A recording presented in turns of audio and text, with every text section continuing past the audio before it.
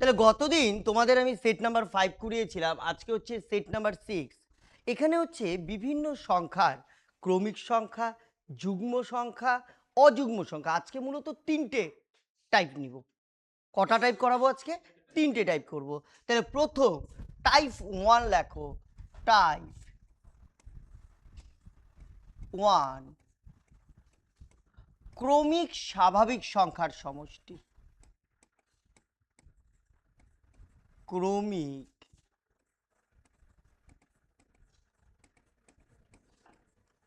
স্বাভাবিক সংখ্যার সমষ্টি।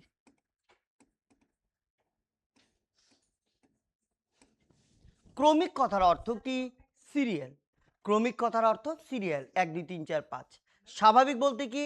একের থেকে যেটা শুরু হয়, 1 2 3 4 5, এগুলো প্রত্যেকটি হচ্ছে স্বাভাবিক সংখ্যা।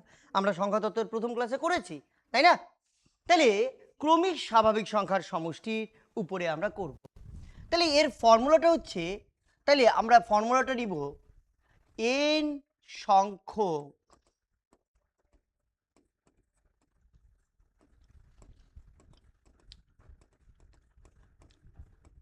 স্বাভাবিক সংখ্যার সমষ্টি। পিছন থেকে দেখা যায় লেখাগুলো? ওকে, তাহলে ফর্মুলাটা কি? n into n plus 1/2। একটু ফর্মুলাটা কিন্তু মনে রাখতে হবে। ধরলাম একটি এক্সাম্পল নিলাম।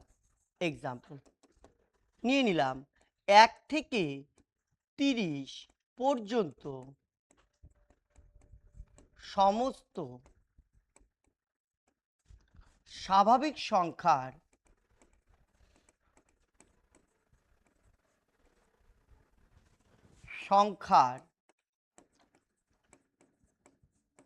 সমষ্টি কত? অথবা পরীক্ষাতে প্রশ্নটা এভাবেও আসতে পারে, কিভাবে? 1 plus 2 plus 3 plus 4 plus dot dot dot dot dot plus 30 equal to question mark. মনে রাখবে n বলতে যতগুলো সংখ্যা, 1 থেকে 30 কতগুলো সংখ্যা? 30টি সংখ্যা। তাহলে n ভ্যালু কত হবে এখানে? 30, বা শেষ সংখ্যাটিকে আমি n ভ্যালু বলতে পারি। তাহলে আমার ফর্মুলাটা কি ছিল? n into n plus 1/2। তাহলে n ভ্যালু কত বসে যাবে? 30 গুণন 30 যোগ 1 31/2, কেটে দাও 15। তাহলে 15কে 15 5, 3 15 45, 1 46, কত চলে আসলো? 465। তাহলে বিষয়টি কি বোঝা গেল? তাহলে পরীক্ষাতে বলতে পারে যে কোনো থেকে, যে 1 থেকে এত পর্যন্ত বা 1 থেকে 50 পর্যন্ত সমস্ত ক্রমিক সংখ্যাগুলির সমষ্টি কত। তাহলে আমাকে 1 থেকে 50 যদি বলে n ভ্যালু কত বসে যাবে? 50। 50 যোগ 1 51/2, কাটাকাটি করে গুণ করব, যেটা হবে সেটাই সমষ্টি বেরিয়ে যাবে। বুঝতে পারলে সবাই? দেখো, তোমাদের স্বাভাবিক ক্রমিক সংখ্যার সমষ্টি দেওয়া থাকতে পারে। একটু আগে আমরা যে পার্টটা করলাম, অর্থাৎ n ইন্টু n প্লাস 1/2, সেখানে সমষ্টি দেওয়া নেই, আমরা কি বের করেছি? সমষ্টি বের করেছি। এবারে 2 নম্বর এক্সাম্পলটিতে আমি দিয়েছি যে পরীক্ষাতে সমষ্টি দেওয়া থাকতে পারে। যেরকম লক্ষ্য করো, এখানে লিখেছি n সংখ্যক স্বাভাবিক সংখ্যার সমষ্টি 465 হলে n সমান সমান কত। তাহলে এই জাতীয় প্রশ্নের মধ্যে যেহেতু তোমরা কম্পিটিটিভ এক্সাম দিবে, অপশন বেস দিবে, সো আমি স্টুডেন্টকে বলবো যে অপশন টেস্ট করো। কীরকম? যে আমি সমষ্টির ফর্মুলাটা কি জানি? এন। সমষ্টির ফর্মুলাটা আমরা কি জানি? N into N plus 1/2। আমি এনের জায়গায় এ অপশনটা বসাবো, না হলে বি অপশন বসাবো, না হলে সি অপশন বসাবো, না হলে ডি অপশন বসাবো। যে অপশনটা বসালে আমার এই সমষ্টিটা মিলবে, আমার সেটাই হবে এন ভ্যালু বা বৃহত্তর সংখ্যা। তাহলে এখানে যদি আমি সি অপশনটা বসাই, লক্ষ্য করো, তাহলে 30 গুণন 30 যোগ 1 31/2, কেটে দিলাম কত হলো? 15। তাহলে গুণ করলে কত হয়? 465 হচ্ছে কি না?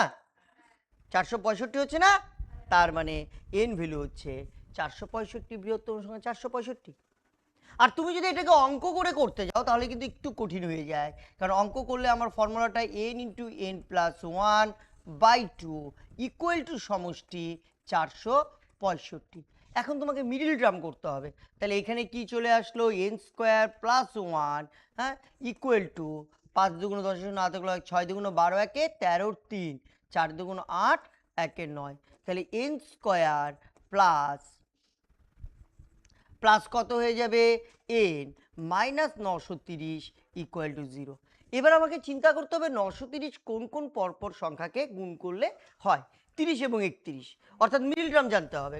কি জানতে হবে, middle term, N square plus 31 N minus 30 N minus 930 equal to 0। সর্বদা মাইনাসে যেটা থাকে সেটা উত্তর হয় মিডিল টার্মের ক্ষেত্রে। তাহলে এখান থেকে লিখতে পারি আমি এন কমন নিলে এন প্লাস 31, এখানে লিখতে পারি মাইনাস 30 কমন নিলে এন প্লাস 31 ইকুয়াল টু 0। তাহলে আমরা লিখতে পারি N minus 30 equal to 0, N equal to 30। তাহলে আমার কি যুক্তি আছে এত বড় মিডিল টার্ম করে অঙ্কটা করার? যে অঙ্কটা আমি ইজিলি অপশন টেস্ট করে ফেলতে পারছি কম্পিটিটিভ এক্সামের জন্য, কেন যাব আমি, তাই তো? তাহলে যখনই সমষ্টি দেওয়া থাকবে আমাকে বৃহত্তম সংখ্যা বের করতে হবে। কি করব আমরা, কি করব বলো, অপশন টেস্ট করব। অপশনটাকে আমরা ফর্মুলাতে বসিয়ে দেখব কোন অপশন থেকে সমষ্টিটা মেলে। বিষয়টা বুঝতে পারলে তোমরা? ওকে, এক্সাম্পল 3তে তোমাদের যেটা বোঝালাম সেটা হচ্ছে 1-এর থেকে নয়, মাঝখানে কোনো একটা জায়গা থেকে, অর্থাৎ এখানে 20 থেকে 40 পর্যন্ত আমি দিয়েছি সংখ্যাগুলোর সমষ্টি। আমি যদি n into N plus one by two একবার ব্যবহার করি এবং n এর ভ্যালু যদি আমি 40 ধরি, তাহলে আমি 1 থেকে 40 পেয়ে যাব। কিন্তু প্রশ্নটি কি রয়েছে, 20 থেকে 40। তার মানে আমার কাছে 1 থেকে 40 নিলে কি হলো, অতিরিক্ত হয়ে যাবে। তাহলে 1 থেকে 19 আমি যদি বাদ দিয়ে দিই 1 থেকে 40, তাহলেই তো আমার কাছে 20 থেকে 40 থাকবে। তাই আমি কি করলাম, একটু বুদ্ধি করে ফর্মুলাটাকে দুবার ইউজ করলাম। একবার আমি 40কে এন ভ্যালু ধরে হিসেব করে পেলাম 820, তার মানে 1 থেকে 40 পর্যন্ত সংখ্যাগুলির সমষ্টি 820। আরেকবার এন ভ্যালু আমি 19 ধরলাম, 20 ঠিক আগের সংখ্যাটি 19 ধরলাম, ধরে হিসাব করে পেলাম 190। অর্থাৎ 1 থেকে 19 পর্যন্ত সংখ্যাগুলির সমষ্টি 190, আর 1 থেকে 40 পর্যন্ত হচ্ছে 820। তাহলে দুটোকে যদি বাদ দিয়ে দিই মানে হচ্ছে 630। 630 হলো 20 থেকে 40 পর্যন্ত। দেখো, এটাকে আমি সমান্তর প্রগতির মাধ্যমে করতে পারি। যেহেতু আজকে তোমাদের সংখ্যাতত্ত্ব চ্যাপ্টার করাচ্ছি, সমান্তর প্রগতিতে সলিউশন করালাম না। সমান্তর প্রগতিতে করলে দুবার করতে হয় না, একবার করলেই ডিফারেন্সে বের করা যায়, সেটা পরবর্তীতে আমরা শিখব। এখন আমরা ক্রমিক সংখ্যার সমষ্টি একটু আগে করলাম, এখন আমরা যেটা করব যুগ্ম সংখ্যা, অর্থাৎ যুগ্ম ক্রমিক সংখ্যার সমষ্টি। আমাদের যে 1 নম্বর ফর্মুলাটা ছিল n into N plus one by two, তার নিচের থেকে 2টি যদি বাদ দেই n to n plus one হয়, তাহলে সেটি ক্রমিক যুগ্ম সংখ্যার সমষ্টি। মানে 2 4 6 8 এরকম করে যতদূর পর্যন্ত ইচ্ছে আমরা যুগ্ম সংখ্যাগুলির সমষ্টি বের করব। আমি একটি এক্সাম্পল তোমাদের দিয়েছি, 1 থেকে 30 পর্যন্ত সমস্ত যুগ্ম সংখ্যার সমষ্টি কত। এখানে এন ভ্যালু বলতে একটি কথা বোঝা যায়, এন ভ্যালু বলতে আমরা বুঝি এন বলতে কতগুলো যুগ্ম সংখ্যা রয়েছে বা কতগুলো অযুগ্ম সংখ্যা রয়েছে। 1 থেকে 10-এর মধ্যে কতগুলো, 5টি যুগ্ম 5টি অযুগ্ম। 1 থেকে 30-এর মধ্যে কতগুলো যুগ্ম কতগুলো অযুগ্ম হবে, 15টি যুগ্ম 15টি অযুগ্ম।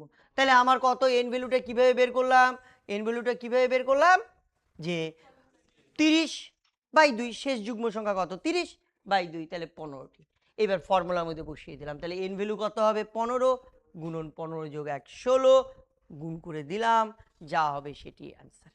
ওকে, এটারও কিন্তু 3টে টাইপ হতে পারে, কিরকম, আগের মতন যুগ্ম সংখ্যার সমষ্টি দেওয়া আছে, বৃহত্তম যুগ্ম সংখ্যাটি কত, সেটাও কি করব, অপশন টেস্ট করব। ব্যাপারটা বোঝা গেল। ঠিক মাঝখান থেকে দিতে পারে যে 30 থেকে 60 পর্যন্ত যুগ্ম সংখ্যাগুলির সমষ্টি কত। তাহলে সেই ক্ষেত্রেও এই ফর্মুলাটিকে কি করব, আগের মতন দুবার ইউজ করব, একটু বুদ্ধি করলেই পারবে। ওকে, আমরা নেক্সট এক্সাম্পলের দিকে। তাহলে লক্ষ্য করো, আমরা টাইপ 3তে অযুগ্ম সংখ্যার সমষ্টি বের করছি। তার ফর্মুলাটি আমি কি বলেছি, এন স্কোয়ার। এখানে এন ইকুয়াল টু আমরা কিভাবে বের করব, শেষ অযুগ্ম সংখ্যা প্লাস 1/2 যদি অযুগ্ম সংখ্যা দিয়ে থাকে। আর যদি যুগ্ম সংখ্যা দিয়ে থাকে, ধরলাম 1 থেকে 20 পর্যন্ত, তাহলে 1 করব না কিন্তু প্লাস, কারণ 1 থেকে 20 মানে কি 10টা অযুগ্ম 10টা যুগ্ম, তাই তো? ওকে, সেই ক্ষেত্রে যুগ্ম যদি থাকে, এখানে ২১ রয়েছে বলে আমি +1 করেছি। কিন্তু যদি এটা ২১ না থেকে ২০ থাকতো বা ২২ থাকতো, তাহলে সরাসরি ২২ কে আমি ২ দিয়ে ভাগ করতাম। ব্যাপারটা বোঝা গেল? এবার তাহলে আমাকে ১ থেকে ২১ এর মধ্যে কটা অযুগ্ম সংখ্যা রয়েছে? ১১টি অযুগ্ম সংখ্যা রয়েছে। সিম্পলি ১১ স্কোয়ার করলাম, যা হবে সেটাই সমষ্টি হবে। বিষয়টা কি বুঝতে পারলে সবাই? হুম? তাহলে এটারও কি হতে পারে? সমষ্টি দেওয়া থাকতে পারে। যে n সংখ্যক অযুগ্ম সংখ্যার সমষ্টি ১২১ হলে n ভ্যালু কত? তখন কি করবে? যেটা রয়েছে তার মানে n স্কোয়ার ইকুয়াল টু ১২১। তাহলে n ইকুয়াল টু কি? স্কোয়ার উঠে গেলে রুট হয়ে যাবে। তার মানে ১২১ এর বর্গমূল কত হয়? ১১। ১১ হলো। n ১১। কিন্তু বৃহত্তম অযুগ্ম সংখ্যা কত হবে? ১১ র ডাবল কত হচ্ছে? ২২। কিন্তু ২২ তো অযুগ্ম নয়। তখন অ্যান্সার হবে ২১। একটু বুদ্ধিটাকে ব্যবহার করতে হবে। আজকে যেহেতু সবার খিদা পেয়েছে, আজকে আর টানি না। তোমরা সেটটা দেখো, নেক্সট ক্লাসে আরেকটু ভালো করে বোঝাবো।